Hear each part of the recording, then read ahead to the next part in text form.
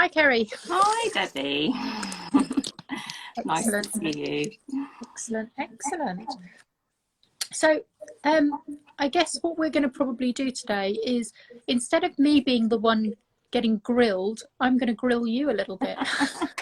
Sounds good to me. So, a bit of interviewing. What I want to do is to try and, just in the first 10 minutes between the two of us, really get across the key points about what we think of lasers and what they're kind of good for and stuff like that. I think just to give people that maybe don't know anything about lasers at all, a little bit of a good overview of, you know, what they are, the different types. Obviously, we can't go into too much detail because we'd be here until probably next week. Yeah.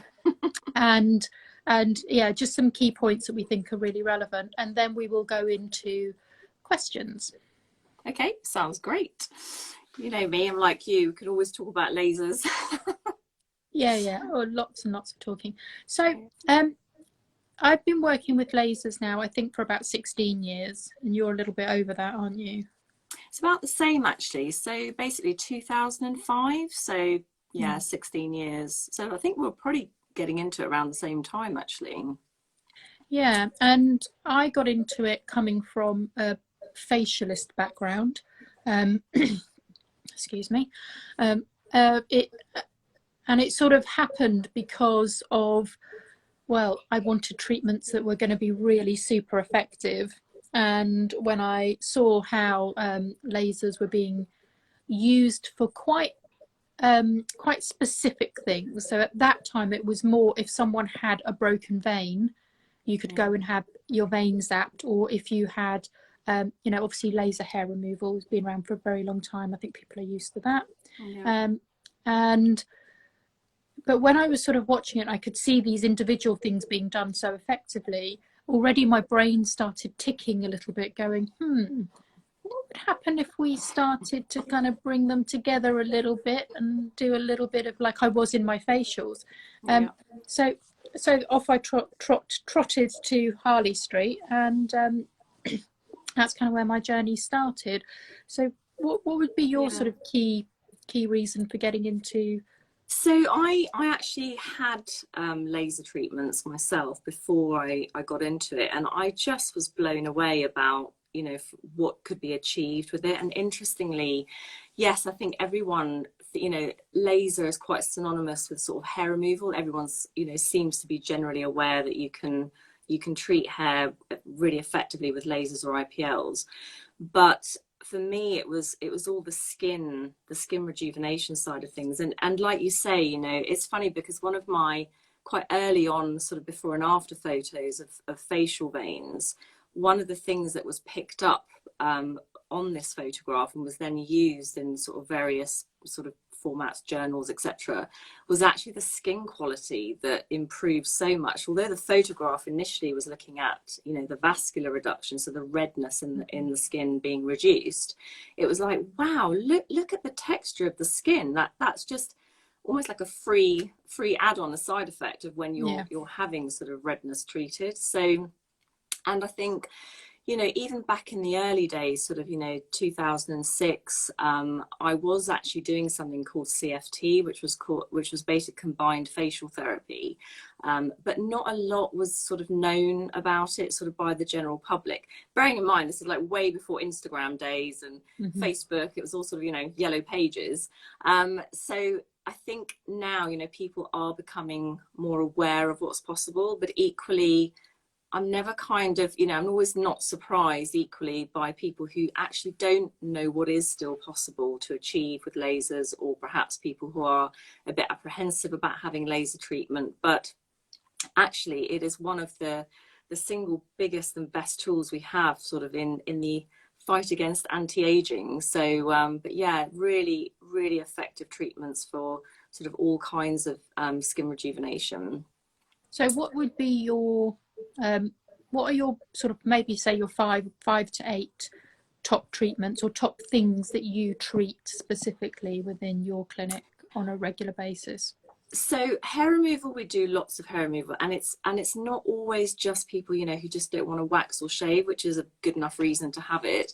But I also have, so I'm an approved provider by the NHS to treat transgender clients. So for some people, you know, hair removal is, you know, a really big thing. So, you know, I have lots of ladies who say, you know, the first thing they think about when they wake up in the morning is literally the hair that they have to deal with, you know, very sort of androgynous, very male, sort of strong testosterone sort of driven hair. So that can actually be for them the single biggest issue for them, you know, in terms of any kind of sort of beauty regime they have. But on the skin side of things, obviously my company is called Laser Skin because I deal, you know, a huge amounts of treatments to do with skin, and it's anything from treating live acne to pitted acne scarring to stretch marks to rosacea, which is a progressive inflammatory vascular disorder, which is characterized by redness and flushing and pustules, to general sort of, you know, collagen boosting. I do glycolic peels. So anything really to do with the texture, quality of the skin color, is basically what we deal with in clinic. And I have various sort of what I call tools in my toolbox to kind of to deal with that, depending on what the condition is, you know, what kind of skin type you're dealing with, what they've had before, what might not be suitable. Because quite often, you know, it's probably the same with you. People come in and they say, oh, my friend had this and you know, her skin looks amazing. I want the same, you know, the same thing. But actually, for whatever reason, it may not be either the best option for them, that they're not going to get necessarily the results that they want, or they just might not be suitable for that treatment. And therefore, you need to look at other options. But yeah, I think it's important to have as much as possible as sort of wide a range of tools in your toolbox so that you can, you know, deal effectively with everyone, because everyone's very individual. You know, we all think we have exactly the same skin concerns, and on the surface that may be the case, but our skin is very individual, and how we approach that is kind of, you know, very individual as well. Yeah, so I'd probably say in our clinic, the things that we treat on a regular basis, and sometimes people have more than one of these within a session, or some people have very specific concerns. Things like open pores, so enlarged pores. I mean, to be honest, all pores are open, but some of them do become more enlarged. Active acne, as you've already mentioned, general congestion, so lots of blocked pores, blackheads, that kind of thing. Rosacea is a big one, really responds well to light treatments. I think some people worry a little bit because they think rosacea is very sensitive, and actually light-based treatments can sometimes be a lot more effective than some of the other topical products and things, which can aggravate. So that's fantastic, IPL and laser for that. Obviously, when we talk about age management, we're talking about things like fine lines, wrinkles, pigmentation, also blotchiness, so kind of a redness within the skin that can be definitely evened out quite a lot. The sunspots, when it comes to aging, yes, we do treat scarring, and that's scarring on the face, whether it's from acne through to you know, I don't know, C-section scars, and also stretch marks is a type of scar as well. So we can treat and improve scar tissue. Anything we treat on the face, we can also treat on the body. So if someone has pigmentation on the body, or if the skin isn't as good, if it's a little bit lax, sort of a little bit crepey perhaps, we can also help to firm and tighten that up. We treat a lot of what we call vascular lesions, which are things like broken veins around the nose, but you can also get these little red dots, which almost look like a bright red freckle. They're called hemangiomas or cherry angiomas. So we can zap those off quite easily. Skin tag removal, again, very easy. We also can do things like tattoo removal, hair removal. So I think a lot of people sort of don't realize that all of these different things can be treated very effectively and very safely, as long as you are going to someone that really knows what they're doing. And I think that's what excites me about the treatments that we perform, because someone can, I mean, I've got clients who come into me who are probably in their 50s, no, late 50s, maybe even early 60s, they've had really, really bad redness on their face for 25 years. They're piling on the makeup to cover it up. And as you know, as we get older, makeup doesn't always sit so well on the skin. No. And so the skin quality isn't good. They've got this overall redness, really, really prominent broken veins on the cheeks, on the nose. And within, you know, sort of 3 sessions, Yeah. they're not putting makeup on, and it's just life-changing for them. You know, so a lot of people sort of think, oh, it's life-changing for someone that's got acne if we can help to manage and control that, but it's all the way through, really. So when you're looking at what lasers can and can't do, those are all the very specific things that it can do. But what we do, as you say, your combined therapy, and I call it my DNA approach, is we look at the quality of the skin, the health of the skin.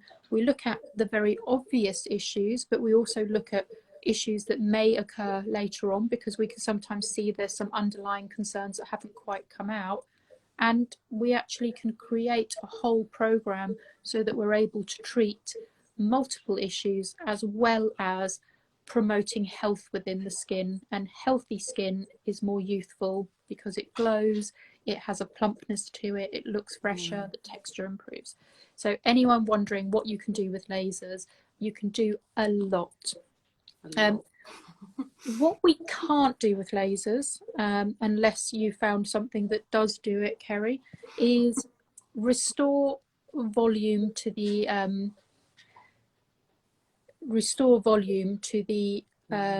the structure of the face.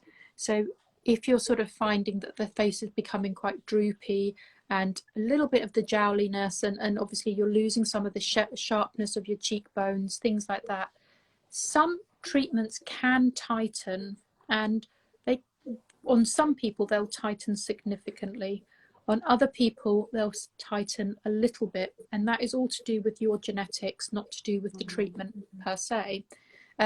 But you still won't necessarily get those angles back, and it's a frustration, I think, for a lot of people, because I wish we could, but there is a limit to what we can do with lasers. But overall it is pretty extensive. Yeah, I think I always say to people, people sometimes come in thinking that a laser will literally lift and tighten, and actually what lasers are amazing at is transforming the texture and the quality of the skin, but it's not a lifting treatment as such. So, and depending on what lasers you're using, some will get rid of redness, some will instigate collagen, some are great for sort of lines and wrinkles, but what it's not going to do, and which I often talk to you about as well, is sort of the jowl area. So something like that, basically, you're either looking at something like, well, either surgery or thread lifting, and even that is only going to be, obviously nothing is ever going to be quite good as surgery,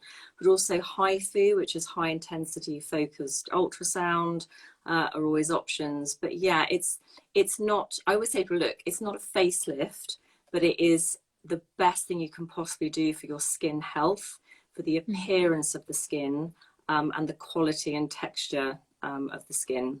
I don't know if you've got any people that you do work with, but I've got several surgeons who actually will send patients to me before and after surgery, so that I can strengthen the skin and actually make the skin better quality, so when they're working on it they get better results, and then the patient will then come to me to maintain their results, and I can actually make the results last longer, because most people, I think they say facelifts last about 15 years before you start to see the droop coming back again. So actually by having regular rejuvenation treatments, you can extend that time, and your skin will look so much better during that period as well. Absolutely. And I think it's never one answer to anything. There's no point having laser treatments if you're not doing the minimum of drinking, so at least 2 liters of water a day, getting good sleep, eating well. It all counts towards having basically healthy skin. Like you would look after your body, it's reflected in your skin. And I think it's Chinese medicine, isn't it, that you know, basically your emotions are all linked to your skin, which is why when you're stressed, you know, you can have breakouts or eczema flares up. So yeah, the quality and the health of your skin is everything, and there's so much that you can be doing at home that's, you know, actually free as well as coming in to have, you know, treatment. So what happens on the inside does show on the outside, and I think that's a key message that I also always promote, that you do need to look at it and take a 360 approach to your look. And for me, a 360 approach is, you know, yes, health and lifestyle, drinking the water or the herbal teas, you know, getting enough sleep, light moderate exercise on a regular basis, all super important to look better from the inside out. And then the skin quality is obviously your home care, getting your home care right. I'm quite a big fan of very simple routines but with very high impact products, because I don't have time to do crazy routines at home. And then combined with your professional treatments, which are you know, skin based, which is what we really specialize in. So that's all of your color correction, your skin health promotion, controlling any active irritations or inflammatory skin conditions. And then also I know you haven't quite jumped in yet, but I do already have things like fillers and Botox and things like that done, but I have a little bit of everything rather than a lot of one thing, and I think that balance tends to keep you looking okay. You know, you can have it done and look very natural if you do it right. So there's definitely a whole spectrum of things there that go into how to look our best.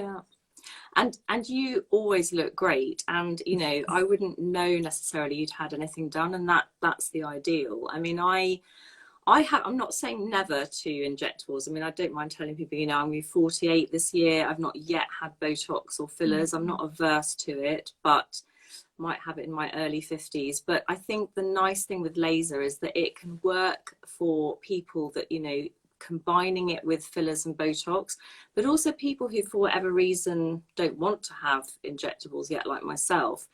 You know, laser is just light. There is nothing more natural than light, and the power of light and what it can do when it's applied in certain ways is just phenomenal. And then combined, like you say, you know, I often say to my clients, you know, what you do twice a day at home is so incredibly important in terms of, you know, the results that you can get. And, you know, very occasionally I'll get a client who will just come in and say, look, I don't care what it costs. I just want this fixed. You know, I want my acne gone or whatever. And I'm like, okay, number one, I wouldn't say that to most clinics because, you know, people might take advantage of that. But number two, it doesn't, you know, things like acne and skin condition, it doesn't work like that. It's not a case of you pay X and I just fix the issue. You know, to get the best results, I need clients on board who are going to work with me, you know, who are going to take care of their skin at home, who are going to wear their SPF, who are going to drink their water, who are going to try and get, you know, the right amount of sleep. And then together and looking at diet as well. Although obviously I've said, you know, always I'm not a nutritionist, but I can give, you know, general advice on diet when it's related to skin. And then you really do get the best possible treatment outcomes for your clients. But yeah, it's never a case of, well, just fix this. Bar maybe sort of acne scarring, as long as they're not smoking, obviously. You know, when you're doing treatments like, you know, trying to instigate collagen to fix, you know, sort of pitted scarring, then yeah, you probably do have a bit more control over the results than say what they're doing or not doing at home. But in general, when you're trying to mix that with overall great results for skin health, then yeah, what you're doing at home is absolutely key. Yeah, no, definitely. It all comes from every angle to get the best possible results. So on to some of the questions that we've had sent over to us, because we both did a Q&A for questions for this evening. So the first one, and this is probably what most people want to know, is does it hurt?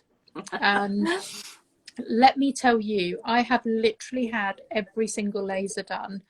They all feel different, and the sensations are so unique to each different machine and each different technology.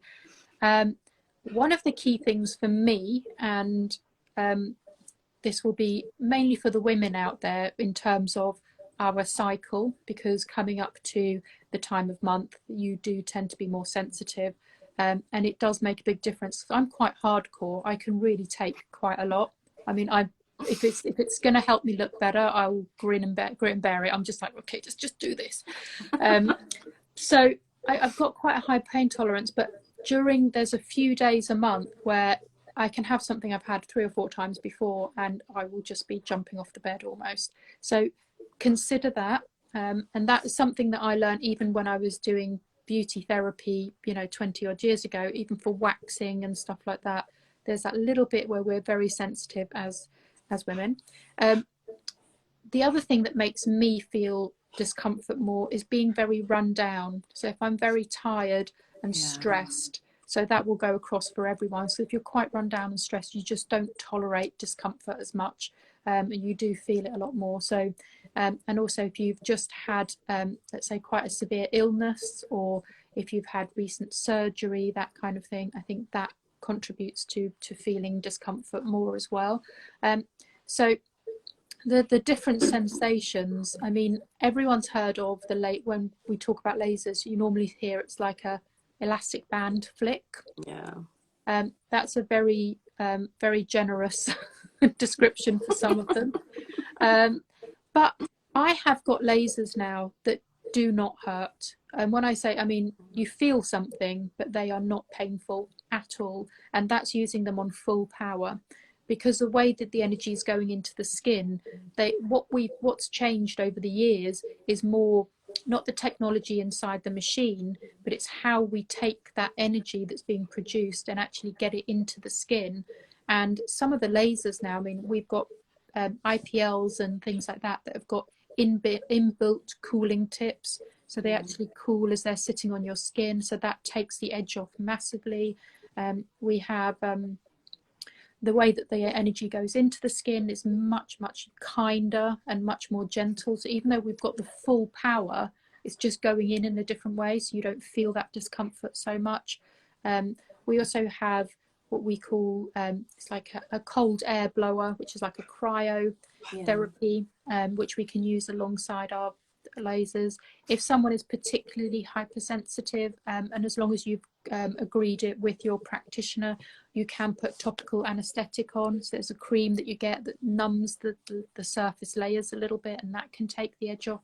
So there are definitely a lot of ways now that these treatments have become much more comfortable. I mean, and so if one machine isn't working for you, like you're finding it too much, and I have got some clients who hate IPL, like they just cannot, they're off the bed, but they will tolerate one of the other lasers. So I just have to play around until I find what someone can tolerate.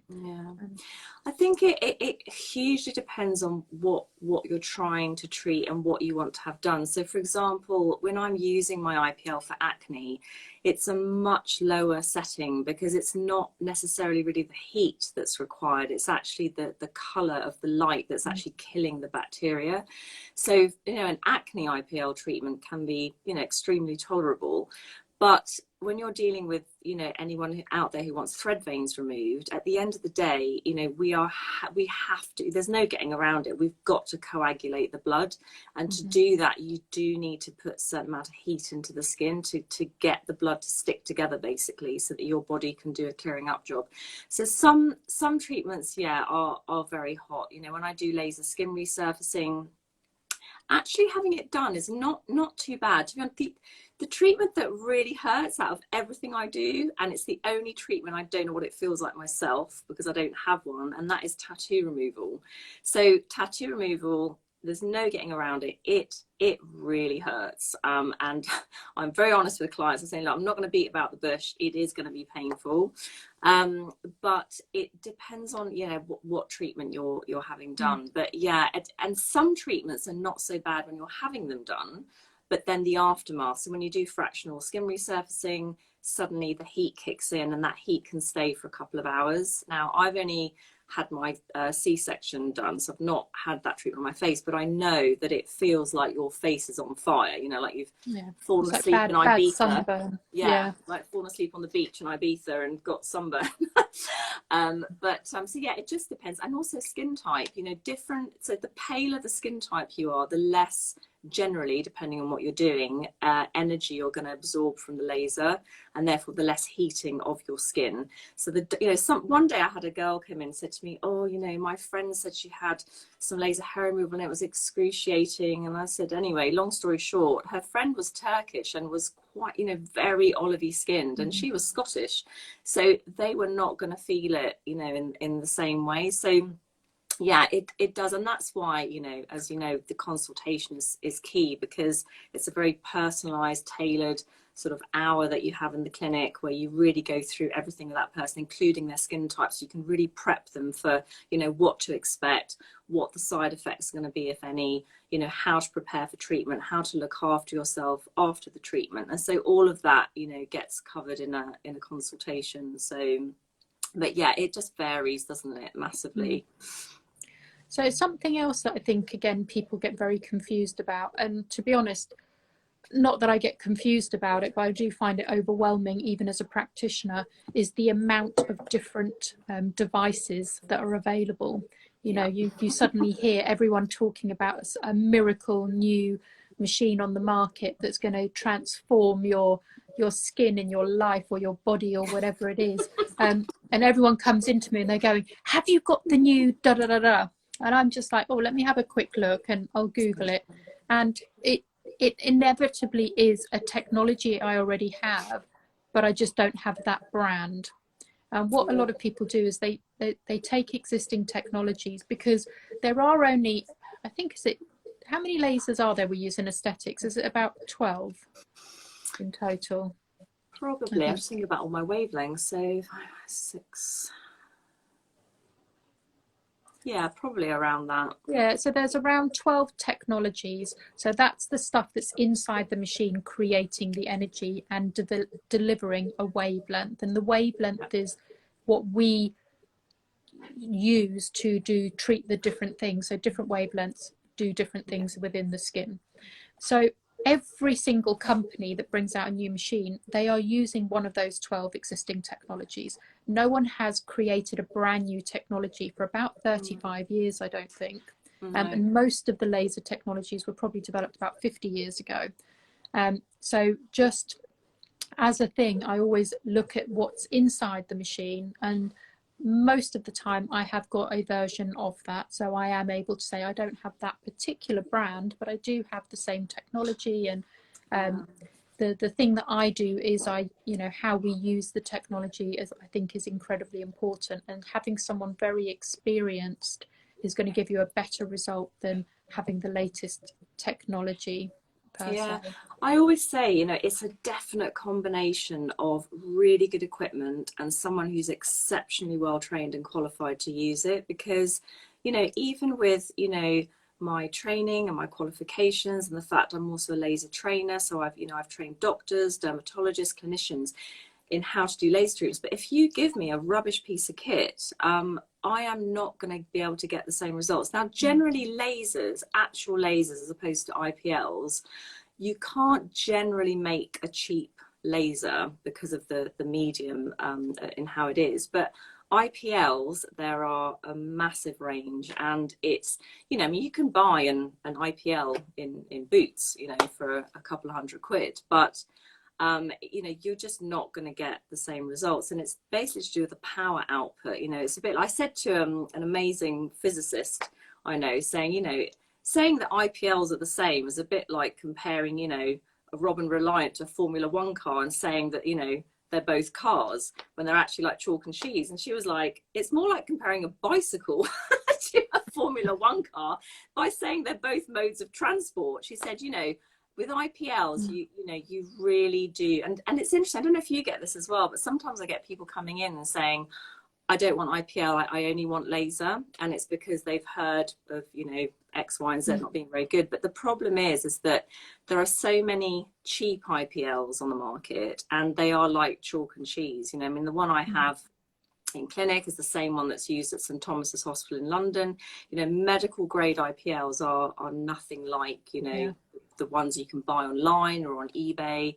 So I think especially with that, you know, it's very important to go to a reputable clinic that has good equipment. Yeah, one of the big problems that you do get is if you go to someone that has only ever worked with or only has one device, let's say, they will always say that that device is the device that beats all other devices and it's better than, and this is the one, and don't ever have so and so done because this one's so good. And I don't do that. If someone comes to me and I think that there is a better option for them out there, I will quite happily send them to another practitioner if I think they will get the result that they deserve, basically. But I think there is a lot of conflicting information out there, and you've got to remember that every single person, you know, they have their own interest at heart, and their own interest really is to get you to buy into their spiel. I try not to talk about necessarily the brands that I work with so much. I talk about the technologies and you know, what I can possibly do, but we also have to manage expectations. There's a lot we can do with lasers. There is definitely some things that we cannot do, and you need to go to someone who can really talk you through both of those aspects. Okay, a few more questions. Let me have a little look here. Okay, what do you say to people who say, why do you charge so much? Because quite frankly, so interestingly, I wrote an article years ago about why I would never do Groupon. And I actually, it was actually picked up by Consulting Room, and they printed it. And basically I sat down and I explained that when you are operating medical grade equipment, with, you know, very well trained and educated practitioners in an insured setting, you cannot run on £3 an hour. The maths just doesn't add up. And it's a bit like saying, well, why isn't an Audi Quattro selling for £5,000? Because the components that make up that car dictate how much it's going to sell for, and obviously a bit of profit on top. But when you are dealing with, you know, very expensive, I mean, so, you know, some of my lasers are the, you know, the price of a semi-detached house in some areas of the country. You know, it's you cannot do cheap laser treatments when you're operating expensive equipment. The maths just doesn't work. And so you do get what you pay for, you know. And here in Bournemouth, you know, I don't profess to be the cheapest, but I'm equally not the most expensive, but I charge a fair price for doing exceptionally good treatments. And I think people see that, you know, there will always be people who want the cheapest price, and those will probably be the clients who will go for Groupon and things like that. But there are also people who want a really good job done by someone who knows what they're doing. And I think they, you know, they'll do their homework and make the decision as to where they're going to go. But there is, in my world, there is no such thing as cheap laser treatments, because you're not dealing with cheap equipment. So I don't know. How do you deal it with clients that ever ask you? Yeah, I mean, definitely there are two things that you are paying for. One is experience, and as much as your treatment may only take an hour, it's taken me over 20 years worth of experience to get to the point where I can perform that treatment for you to the best of my ability. And yes, the equipment, and you know, in a good reputable clinic, not only are they buying very, very good pieces of equipment, but you know, we do have excellent ongoing training.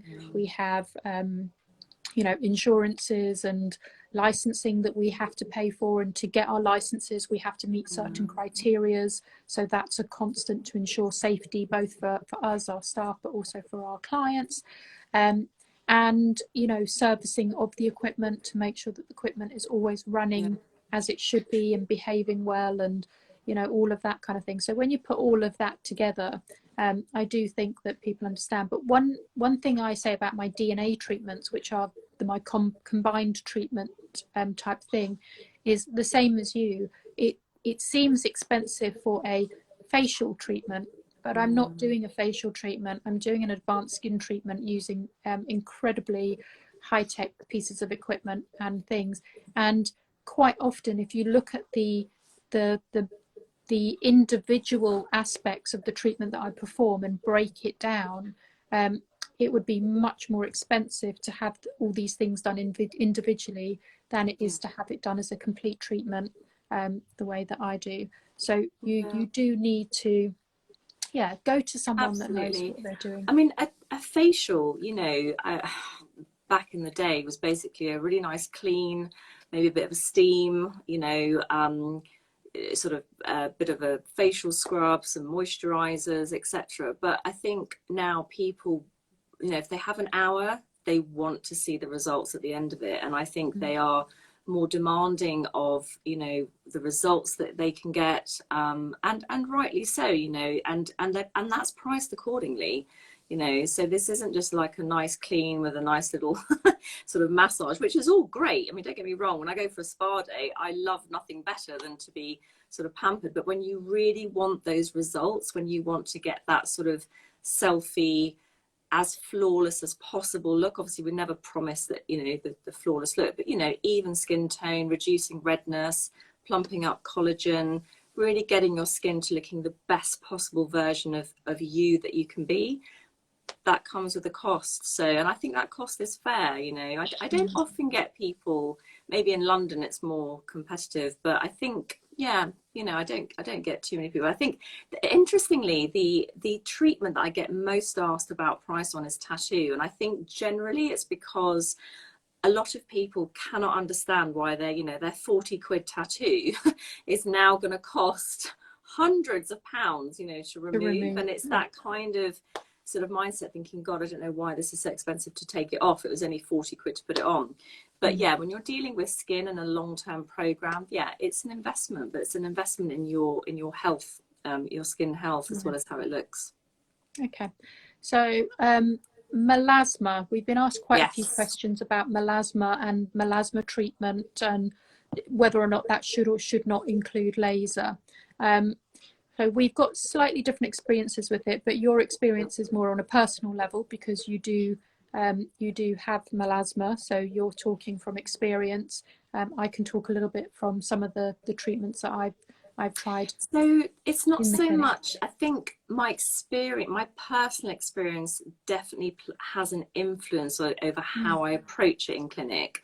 But I deal a lot with melasma in clinic. But how I approach it is probably very much influenced from my own melasma. Yeah. But yeah, I deal with a lot of melasma in clinic. So it's quite good. So the first question that we always get asked is, can I treat my melasma with laser and IPL and things? So I think a lot of people see that lasers and light devices are very effective at treating pigmentation, but they're only very effective at treating very certain types of pigmentation. And the first thing that you have to do is work out what type of pigmentation you have, because there's the layers of the skin. You have some pigmentation which is quite near the surface, which is actually pretty easy to remove and will respond very quickly to these light devices. And then you have other pigmentation which is much deeper rooted, so it's called dermal pigmentation. So where it is important, but also what's causing it is important. And the most important thing when you think about your melasma is that melasma is actually more vascular than pigmented. So anyone that's prone to lots of redness and flushing, there's quite often a crossover with melasma because it is such a vascular condition. So anything that makes you go red, so whether that's heat or something else, can then trigger the melasma to flare up, so you will make more pigment. So when it comes to treating it, and we've had a discussion about this already, what you don't want to do is do something that's going to increase the redness and the inflammation within your skin for any long type of terms, even whether it's, you know, sort of an hour or a few hours, a few seconds, probably won't matter. But if you cause too much stimulation, you will actually trigger more melasma. So from that perspective, I don't treat melasma with my lasers in terms of, I don't try and attack the pigment that's there with the lasers. However, I do some laser treatments for rejuvenation, which I do quite carefully on people that do have melasma, and I haven't had any problems with the melasma flaring up, but that's because I'm not trying to target the melasma. I'm doing something different. Yeah.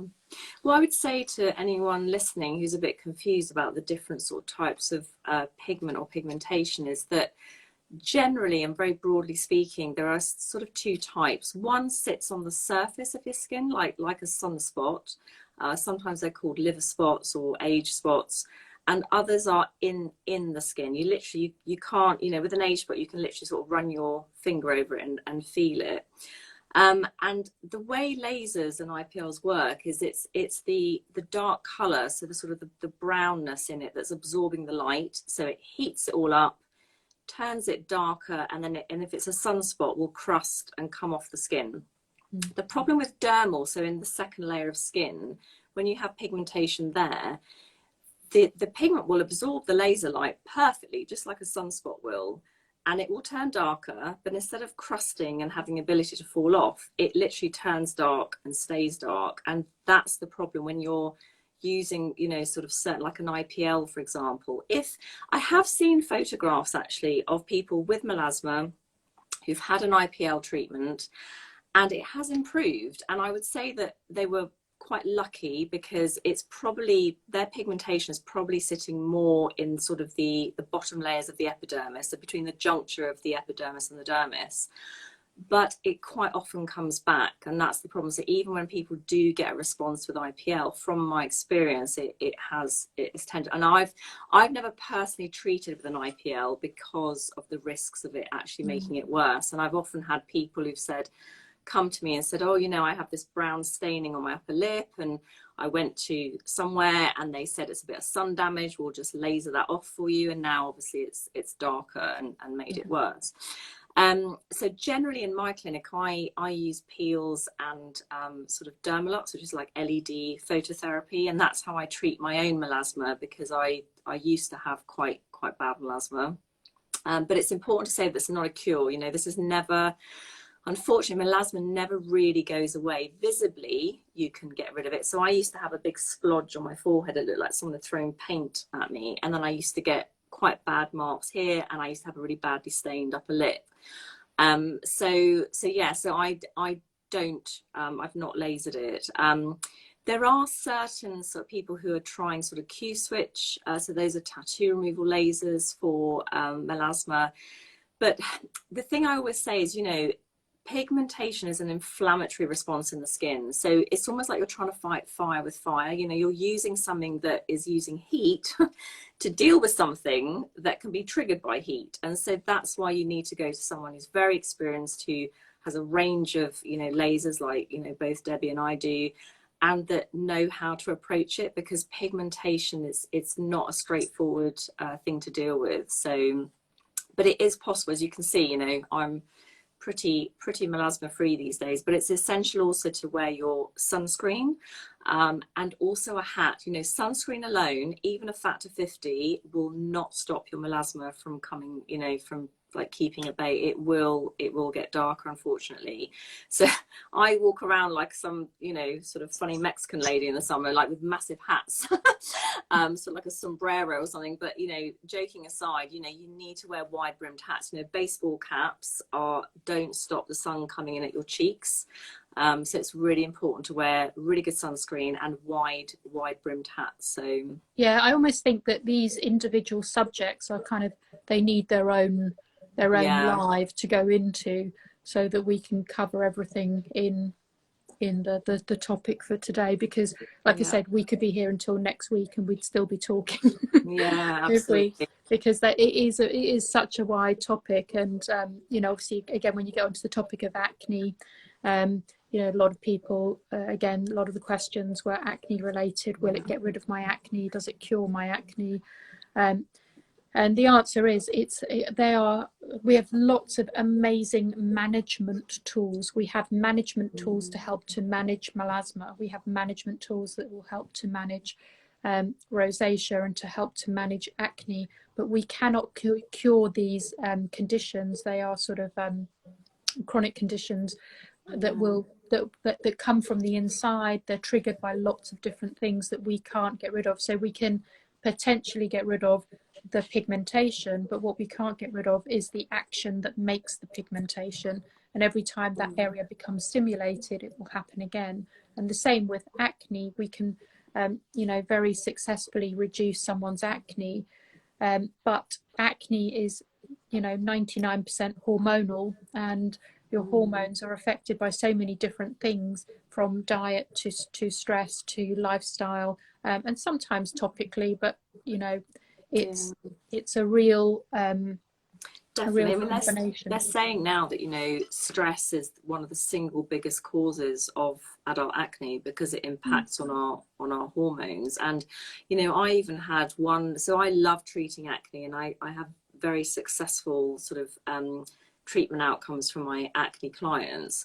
But one of my clients had never had acne as a teenager, didn't have it as an adult, and then she had a car accident. And as a result of post-traumatic stress, she had a huge, you know, flare up of acne. So, but yeah, it's always essential to, you know, that people understand that while it's not a cure, generally with the right treatment approach, you know, products, as someone who's very experienced at using and knowing which lasers to use or light treatments, you can definitely have, you know, sort of periods where you're not getting any acne at all. You can definitely keep it under control. The only person that really struggled, you know, it would get better, but we really couldn't quite get on top of it, was one client who was getting acne in between pregnancies. So she wasn't particularly suffering with it whilst pregnant, but it was in between pregnancies. And yeah, it was just a case of, we managed to make it a bit better, but it wasn't quite the treatment outcome that I was really happy with. So yeah, everyone is different. Everyone's reason is different, you know, why they're getting it. So yeah, exactly. Someone was asking, can you treat my red spot on my skin? I'm assuming she's talking about something like a hemangioma or a cheryangioma, which looks like a little red freckle. Yes, super easy to treat those with laser. Love treating those. They're sometimes called Campbell de Morgans as well, if people are looking online. But yeah, they're really easy to treat. And sometimes people think they're moles, but they're not. They look like moles, but they're bright red. Bright red. So yeah. Also possible it could be a spider nevi, which is like a little, quite a prominent red dot with lots of little broken veins coming out of it. So again, that's just a cluster of little broken blood vessels, and also pretty easy to treat. So absolutely we can treat those. We've some of the other things. Let's see what else we've got. I saw someone asking about Keratosis Polaris. So basically, Keratosis Polaris, for those of you who don't know, is a condition of the hair follicle, and I used to get it actually on the backs of my arms. You can try obviously using like a loofah is actually quite good. So anything that's going to resurface the skin, again, it's more a management thing, because it is an issue of the hair follicle. You're never going to kind of get rid of it, but you can definitely make it look a lot better. And the key is as well, don't pick like I used to. As a teenager, I used to have this habit of picking my arms all the time. So luckily it hasn't left any marks or anything. But yeah, definitely some kind of exfoliating thing, even like fractional skin resurfacing. But it's not like, you know, when you have acne scarring and you use fractional skin resurfacing and it drastically improves you know, the skin condition, and it basically stays like that. With Keratosis Polaris, you would probably have to keep on top of it. So yeah, so it's a reoccurring condition, a bit like the acne and everything like that. I do occasionally treat it in the clinic, but most of the time I actually promote home care over clinic treatments, just because it's a very expensive thing to have treated, and the results are not very long lived. So a really good glycolic or azelaic body lotion, body wash, a little bit of scrubbing, but also hydration as well. So perhaps something like a ceramide body lotion or something. But it's the exfoliation. Medicate have got a really good body range now that have got acids in that would help with something like that. Neostrata have got really good big, because the problem with some of the products that have the acids and everything is they're quite small bottles, and you kind of you would use them up very quickly. So look for body specific lotions and potions that contain some of these ingredients. And you can use a loofah, and you can, you know, do a physical scrub, but I quite like the chemical exfoliants, which are your acids and stuff. And especially because obviously they have a purging effect, so they're going to help clear out that follicle. So I think, like everything, it's a sort of a multi-pronged attack on it. So, but yeah, in the last 16 years, I've only treated one person for Keratosis Polaris. And again, it tends to be, they're coming in for something else and they say, oh, what's this? Or it can be present on people's legs as well. And then, you know, I end up giving them sort of home care advice. Well, but I had someone come in to me who wasn't coming into me actually. They were doing some work in the clinic for me, in the building trade, and you know, there was a group of guys there. They were all, it was a big project that we were doing in the clinic, and he sort of, you know, called me off to the side and very was just like, I've got these funny spotty rash all over my bum.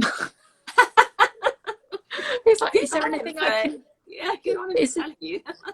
It's like, is there anything I can do? And then I was just, and I did get him to use the Neostrata lotion. So I saw him again about 10 days later, and he already went, oh my God, this is the first time in about 10 years that I haven't been self-conscious of it. He was conscious of it. So it just goes to show these conditions can come up anywhere, and you know that there are normally solutions that will definitely help to manage these problems. You just need to get the right advice. Okay, what is the best treatment for blackheads, whiteheads and scars on the face? I tend to treat them as two separate things, because the blackheads and the whiteheads are congestion. They're a sign of active acne. Even if they're not big red spots, it's still a type of acne. And if you don't clear up that and you just try and treat the scarring, sometimes you're treating the scarring but you're getting new scars because you've still got new spots coming that can leave more scars there. So it's always good to try and get the active condition under control first, and then look at what options you can do for the scarring. And it doesn't mean that the treatments that we do for the active acne won't help a little bit with the scarring, because quite often it will, because it does help to improve the health and all of these sort of things. But they are two separate treatments. So for us, we use a combination of peels because we want to unblock the skin when we're dealing with the active side, combined with the light therapies. So whether that's laser, IPL or LED light, to help to reduce the bacteria and reduce oil production and increase the healing response within the skin. And then when it comes to the scarring, that's when we need to sort of generally go up a level. So that's when it's a little bit more aggressive, the treatment. So whether that's laser peeling or microneedling, depending on the type of scar that you've got, we would go for. Yeah, I completely agree. And it's funny, sometimes I get clients in who are completely on board with that, and others who say, oh, I just don't mind. I only get a few, you know, whiteheads. It's the scarring that bothers me. But until you get on top of the active acne, that is just going to promote further scarring. And I think when you explain to people, well, you could spend this money on your scarring, but long term you're going to be just spending more and more because you're going to get more scarring. And then they're like, okay, the penny drops. But also with scarring, you get two different types of scarring. You can get sort of the pitted scarring, which in itself has sort of 3 different types anyway. But also you can just get, sometimes people call me up and they say, well, I've got acne scarring. And I think when you think of acne scarring, you think of sort of the pitted sort of marks in the skin, but actually you can get what's called PIH, so what we call post-inflammatory hyperpigmentation, which basically means you've had a spot and it's left a mark there. And that can be drastically helped with your skincare, and also the IPL treatment or the laser treatment that would treat the active acne is going to really help with those marks as well. But then when you get the actual sort of little, what I call holes in the skin, then you really do need something like fractional skin resurfacing or a CO2 laser. So again, you know, it's like Debbie was saying, you know, sometimes if I think someone's better off having a CO2 laser that really should be done sort of more in more like a hospital type setting, then I refer on. But you can get amazing with results with fractional laser for skin for acne scarring. So amazing. Okay, we've got someone that lives in Bournemouth. So she said that she missed the start of our talk, but can she ask what laser you're talking about? I have rosacea. Not sure what point that was, but to treat rosacea, normally it's a combination of IPL and lasers. So depending on the technology we have, I use IPL quite a lot, but I do combine it sometimes with lasers if I'm finding someone's not responding as well as I want with the IPL. And that's, I think you use the IPL, don't you? And this is the thing, so it's about having a choice of lasers and IPLs and then picking the right one that's going to be right for that. But yeah, I treat lots of rosacea, whoever that was. So yeah, really successful. Again, it's not a cure, but you can definitely provide the sort of the relief that people sort of crave to have when they have rosacea, and everyone's rosacea is very different as well. So okay, what's the best treatment for scars? I think we've covered that a little bit. Tends to be honest, it does depend on what type of scarring you have got. As we've just explained there, some people consider discoloration a type of scarring. Some people have raised scars, some people have pitted scars. The scars can be from surgery, it could be from, you know, obviously an acne breakout. So the first thing again is to really look at the scar tissue and to kind of work out what's the best approach. We use 3 different methods for treating. I call them textured scarring. So these are the ones that are not just a coloured mark, whether it's a red mark or a brown mark. So it's not to do with the colour, it's to do with either it's the texture. So they might be slightly raised or they might be slightly dipped in, or the texture of the skin can sometimes be a little bit kind of almost pulls in slightly, and it has a definite different texture to the rest of your skin. So yes, laser resurfacing, so we do that for sure, and we can get some very nice results with that.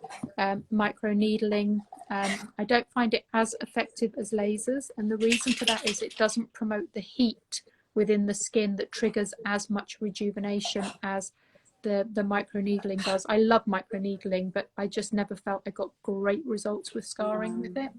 And I also have another technology which is called Energet, which is actually a high pressured jet of hyaluronic acid, gets pushed into the skin and almost explodes under the skin to break down the scar tissue. There's only about 4 of them in the UK, so no one has ever heard of it, but it's a really, really effective treatment for scar tissue. And it's not the hyaluronic acid that's affecting the scar, it's the actual pressure that the liquid goes through the skin and breaks up all of the kind of the bonds that are holding the scar tissue together, which then allows your body to get in there and actually repair the scar tissue. So you do need to go to someone that can look at your scar, and hopefully they've got a few different modalities that they can use, and they would do the best treatment for you. Very occasionally, if it's an extensive scar, then again, there could be a surgical option.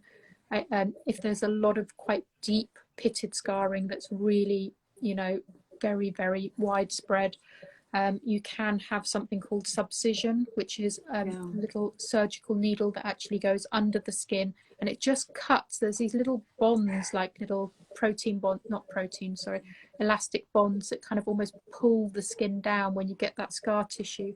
So what the subcision does is it cuts these little bonds that are pulling down and allows just the scar to raise up a little bit. And you would do that in combination with something like the resurfacing and things. So you still need to stimulate the new collagen.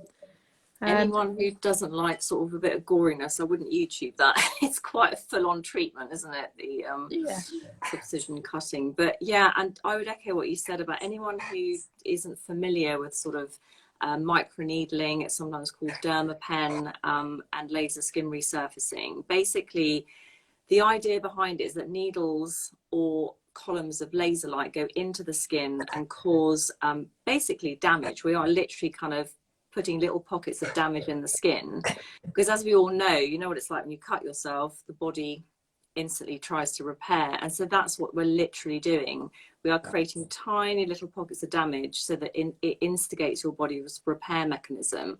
And as Debbie was saying, laser just happens to be that much better at it, because apart from instigating those little pockets of damage, you're having a massive amount of heat going into the dermis. And once you're sort of heating tissue basically to sort of 40 degrees plus, you're instigating collagenesis, so the building of collagen.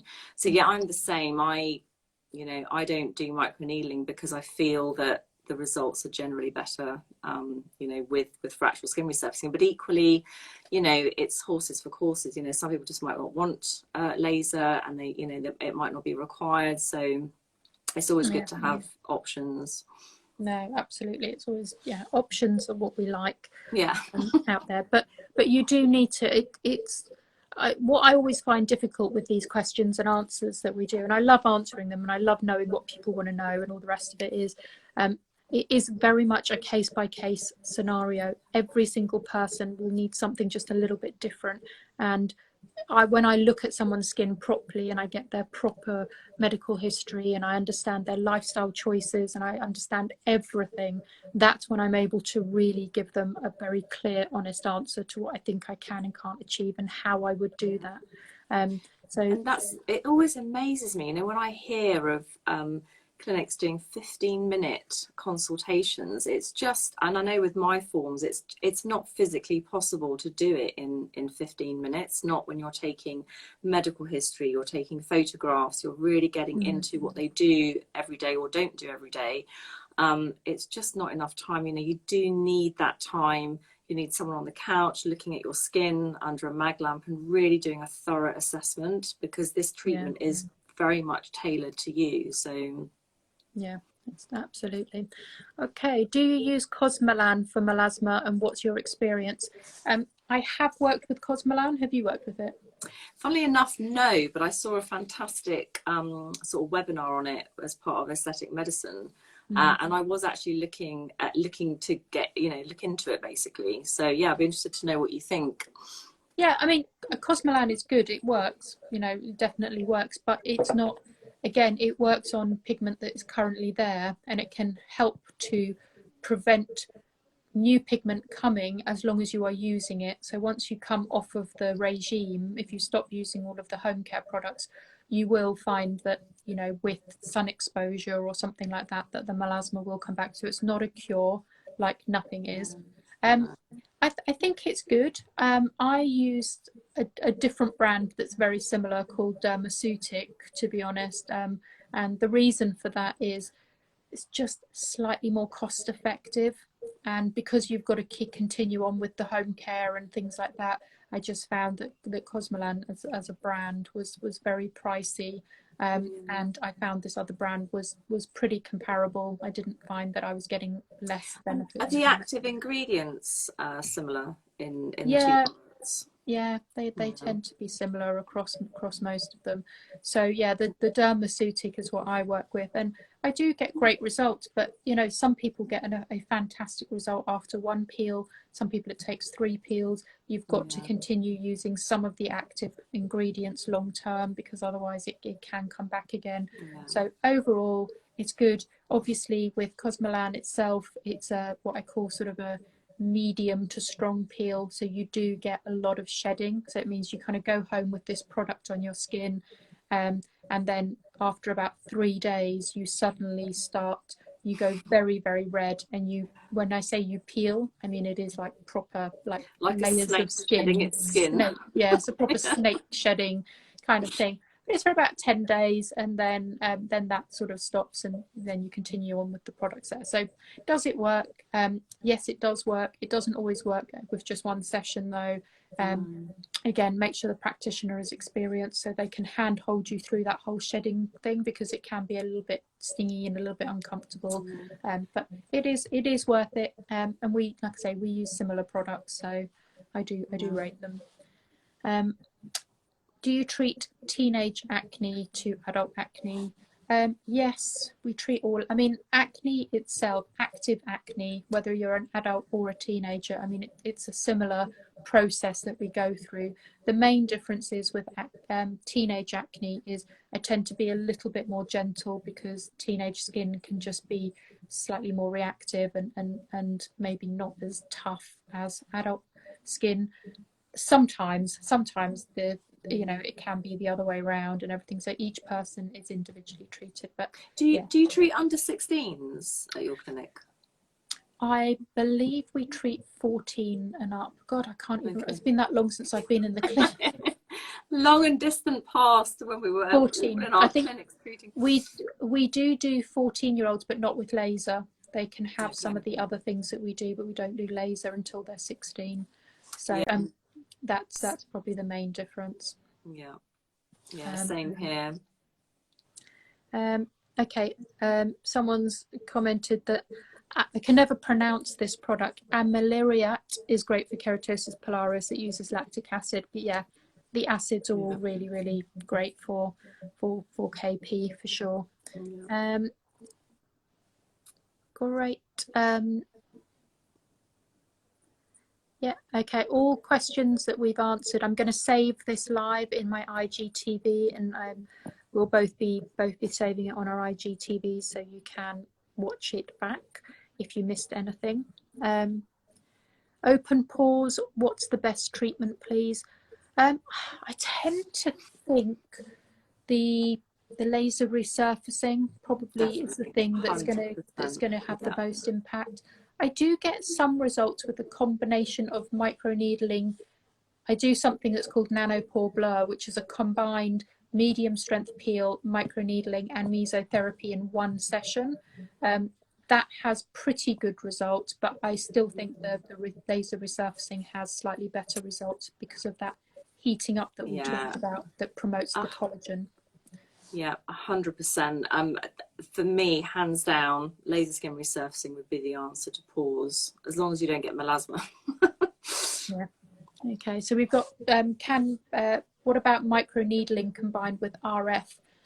It's not a treatment that I have personally had experience with. I think you've just seen a demo of a piece of equipment, haven't you? Yeah, so again, the thing is, I think if you suffer with melasma, I would try the microneedling, but without the RF element of it, because anything that's inducing heat can really aggravate your melanocytes. So these are your cells that produce melanin. So I wouldn't put RF on any areas where you're getting melasma. Yeah, but the microneedling RF treatments, I think they're proving pretty good for rejuvenation, for things like pores as well. I would imagine it would work quite well because of the similar sort of theory to the laser resurfacing, which is heat. And also rejuvenation around the eye area is, I've seen some really nice results with RF microneedling. So someone's asking if you can have laser resurfacing if you have rosacea. So it completely depends on what your rosacea is like and which subtype, because there are 4 different subtypes to rosacea. So if you have the extremely inflamed rosacea type, I would not be going anywhere near it with laser skin resurfacing. My rosacea clients are so varied. In fact, I'm literally just writing an article on rosacea now, just before this live, and everyone is so different. So if you have someone who has mild rosacea, who's had a course of laser treatment for the actual rosacea, and you've strengthened the skin, you've reduced the vascularity, so you've reduced the redness, reduced the vessels, then absolutely you can try a bit of laser skin resurfacing. But someone who's got very inflamed, very reactive rosacea, I probably wouldn't. So no, I always say to people, we have to build your skin up before we do something. And if during that process of building the skin strength up, I still feel like it's too reactive, then I definitely wouldn't go down the resurfacing route. But you can still get some quite nice results with non-resurfacing treatments, and that can still improve the quality and the texture of your skin as well. So it may be a case of, if you invest in treating the rosacea and getting that under control, that you may feel that the the overall benefits are good enough that you wouldn't consider doing resurfacing anyway. Can microneedling help with pigmentation? Yes, microneedling on its own, probably not so much, but microneedling combined with peels and the mesotherapy, we do have very good results with. So the brand that I work with is called Mediderma. It's actually a Spanish brand, and obviously in Spain, because of the darker skin tone, they tend to have more issues with pigmentation and things like that. And I do this peel that's a liposomal peel, so it actually penetrates in very deeply. It's a leave-on peel. Then I microneedle over the top, but very, very short microneedle, so only 0.5, but it's a pen that creates a lot of holes, so we get lots of micro channels. And during the microneedling process, I'm putting on some mesotherapy ingredients, so things like vitamin C and stuff, to help to boost and to brighten. That combination does give us nice results with discoloration, pigmentation, including some melasma clients as well.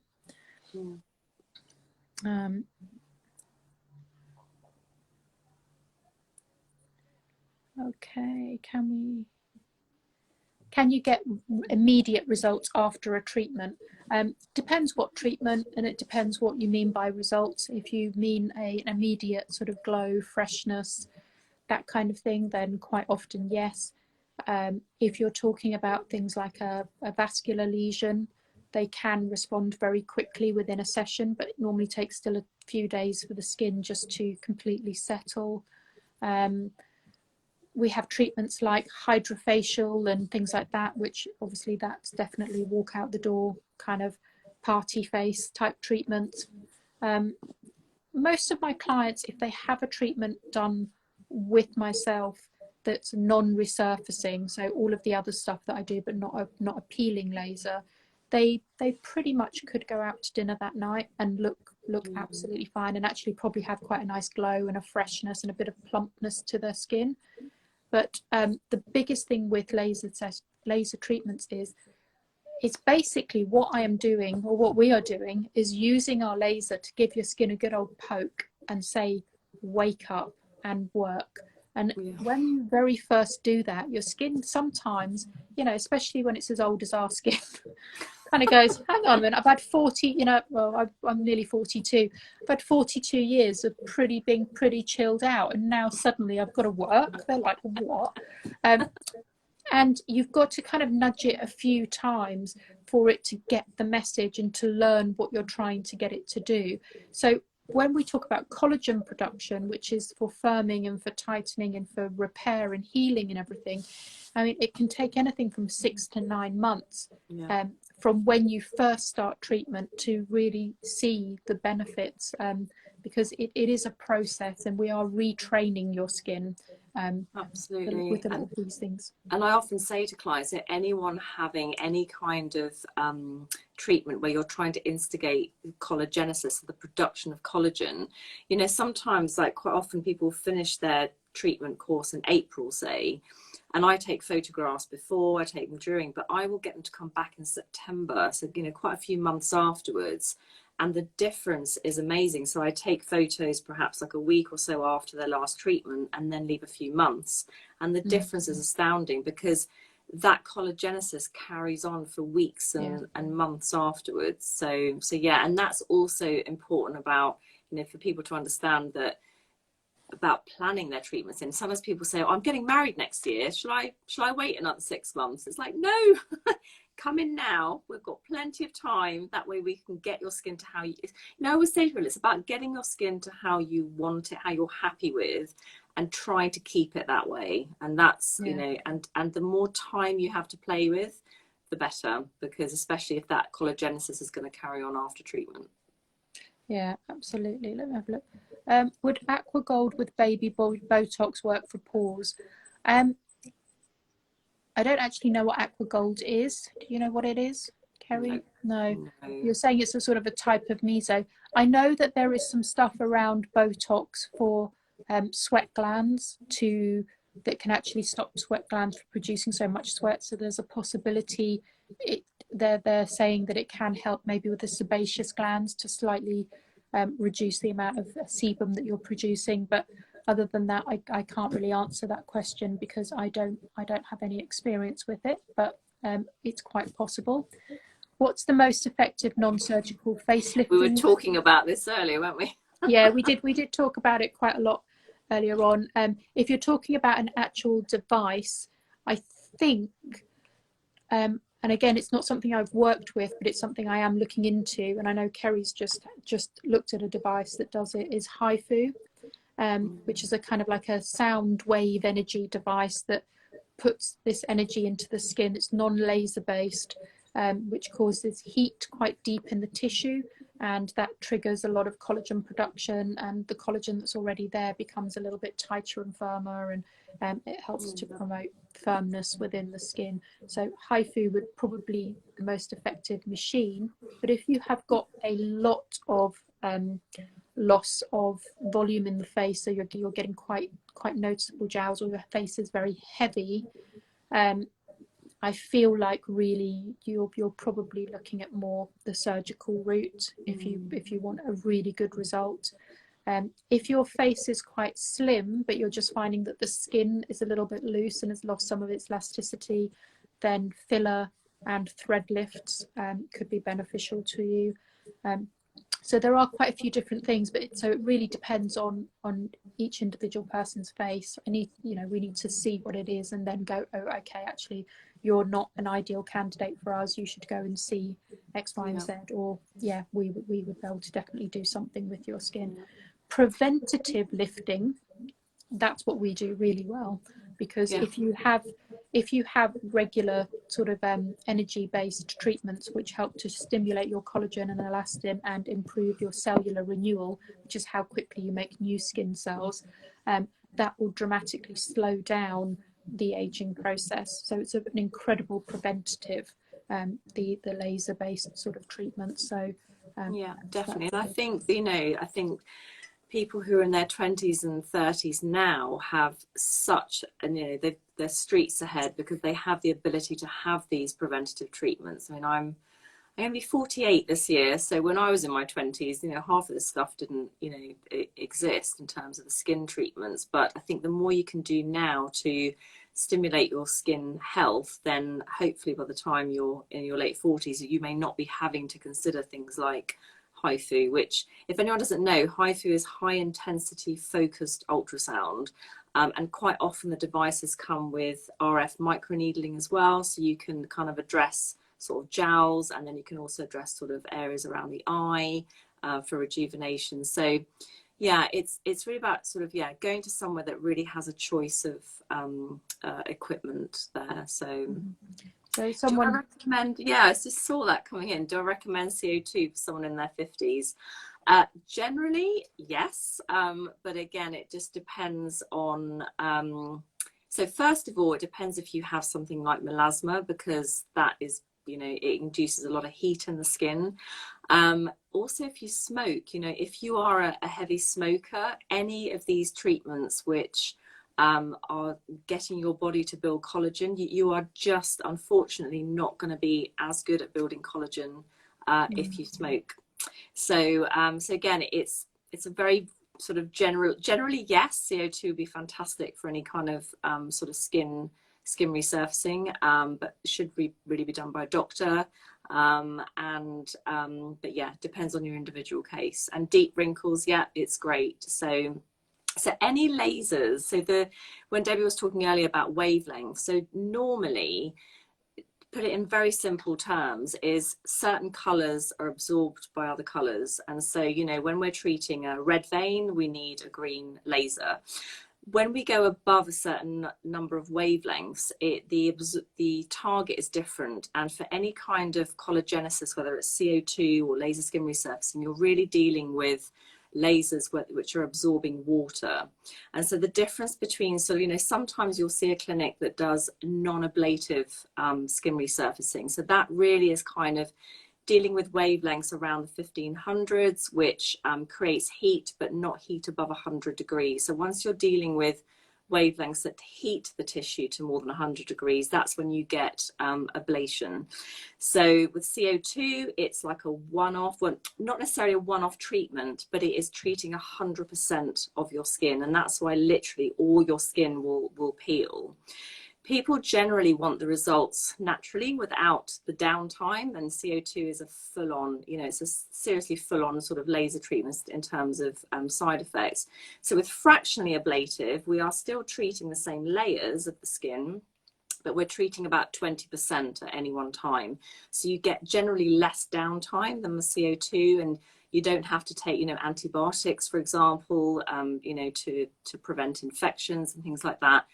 But you know, Debbie and I were talking about this earlier, it's still blooming hot, you know, you feel like your face is on fire afterwards, and it will look very red for up to 5 days, and you will get flaking, but it's not like having a CO2. So, and yes, fractional can work for deep wrinkles, but you need more than one session. Yeah, I mean, the general rule with CO2 is it tends to be one session, but can be more. But the second session, it tends to be a bigger gap between having treatments done. And you're looking at sort of anything from 7 to probably 21 days, what we call recovery time. Yeah. So that's how long it takes your skin to kind of get back into a position where you don't need to maybe use sort of things like antibiotic lotions or things like that.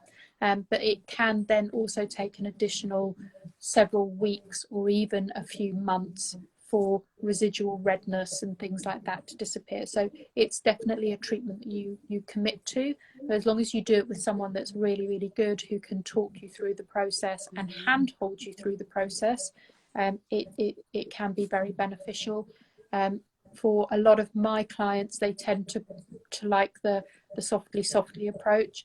The softly approach, it works really well. Like we do regular treatments, so you come maybe every 4 to 6 weeks to start off with, then you come every 6 to 12 weeks ongoing. Great results, the skin looks amazing, but there are cases where it won't be as effective, and that is very deep wrinkles are not going to be really addressed with the slightly more sort of softly approach, whereas very fine lines probably would respond really well. Also worth considering, if you haven't looked into it, injectables for deep lines as well can be beneficial depending on what's causing the lines. So yeah, but whatever it is, just go to someone that's very good and very experienced doing that treatment. On that note, someone in the questions off of the screen section said, why do you get clients to come back every 6 weeks? They don't come back every 6 weeks forever, but they do come back probably every 4 to 6 weeks initially. Normally 4 to 6 sessions I tend to do with a client. And that is when I was talking earlier on about giving the skin a good old poke and telling it to work. You get that kind of rush of energy within the skin, and it does last sort of 3 to 6 weeks. So when that tapers off, when the activity of the skin starts to taper off, I'll try and show this, how I explain it to my client. So normally, let's say your collagen is all the way down here, and really we want it up here. When we hit it with a laser or microneedling or something like that, you get this peak of energy, and it sort of comes up. It's not up to here, but you can see it has come up a little bit. And then after about 6 weeks again, the energy level or the activity within the skin starts to taper off again. And what you don't want is for it to go all the way down here again before you hit it, because all you're ever going to do is get this little kind of wave along the bottom. So what you want to do is that when it gets to its peak sort of activity about here, we want to hit it again so that it does this, and then it does this. And then when we get up to this level, then we can go, okay, we don't need to do it so often, because even if after, let's say, 2 or 3 months, your collagen might go down a little bit, it's going to be going down to here, and then we're going to hit it again. So we're able to kind of do this. So hopefully that made sense. It's about the constant, keep getting your skin up to a level that we want it to be in, and then it's about managing and maintaining the results. It used to be quite a thing that you would go in and have 1 or 2 really strong treatments and then not go back for like a year and a half. And that never really made much sense for me, because what you do is go through quite traumatic full-on treatment and then do nothing for a year and a half, and then go back and do another really traumatic treatment and then do nothing. I'm like, no, let's just keep hitting it while it's good. Let's keep it good. So that's where my thought process comes with. And it's not just the stuff that we're trying to stimulate in the skin. It's also allowing that time. So 3 weeks. So if you're coagulating blood for, like, you know, broken vessels, you need to allow the body the time to actually do a clearing up job. So in exactly the same way that your body clears a bruise, it's going to be the same process. So there's kind of like a clearing away and then a stimulating. So yeah. And sometimes people say to me, well, if I can only have, you know, 3 treatments, should I just space them apart? And I'm like, no, we need to hit it hard.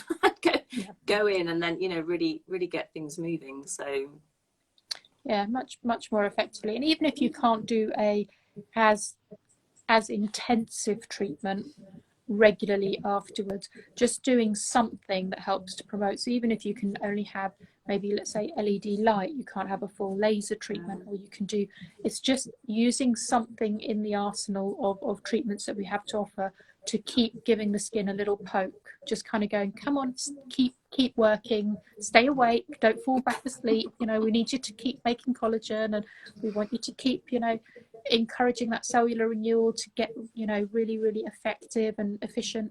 So yeah, we do like to obviously encourage everything. So I think we're coming up to the 1.5-hour mark. No, time has flown. I only actually realised the time about 5 minutes ago, and I thought, oh wow. I know. So I think we have answered anything. Both of us obviously are available on our Instagram pages to take questions. So if you do have any questions, please ask. Obviously, at the moment, as you know, we're not open for business because of being in lockdown. So actually supporting our social media activity is really important, just to help us sort of continue to spread the word, hopefully. So when we open, we will be nice and busy. So comments, likes, and questions and things like that, please put them on the actual main page of the Instagram, rather than DMs, so that we can share answers with everyone. And please interact. And if you've got any questions that you want to ideas of other things that potentially we can talk about together, maybe more targeted, sort of targeted, what do I want to call it? Sort of on a specific topic, so maybe topic like pigmentation, or if there was a specific topic or something like that that you thought that we can help you with, then please let us know and ask us, and yeah, we would be happy to jump on again. Are you doing virtual consultations at the moment, Debbie? Yes, I do. We do virtual consultations, and we can send out products to people that require them as well. Are you doing the same? Yeah, exactly. So I'm definitely doing virtual consultations, and that way, you know, actually it will, you know, when people come in, we've already done, exactly. So so yeah, there's definitely things we can do to support you at the moment. So, but yeah, like Debbie said, please like and comment and suggest, because Debbie and I can talk about laser treatments till the cows come home. So if there's anything you want to know, just let us know. Yeah, absolutely fantastic. Right. Yeah, so anyone that wants to tell us what topics you would like to hear about, we're more than happy to talk about. And we both use non-laser technologies as well. So even for some people that perhaps want us to go down different routes, we can have a discussion for sure. Yeah. Okay, everyone, I'm going to go and have my dinner now. And you've got to go home, don't you, Kerry? I've got to go home. Yeah, I've got out of doing bedtime routine with my 5-year-old. It's nice to have a break every now and then. Talk about laser instead. I know. I thought I was going to be attacked by the dogs because they were sort of sniffing around and trying to come into the room, and I was just like, please don't come in because they're so noisy.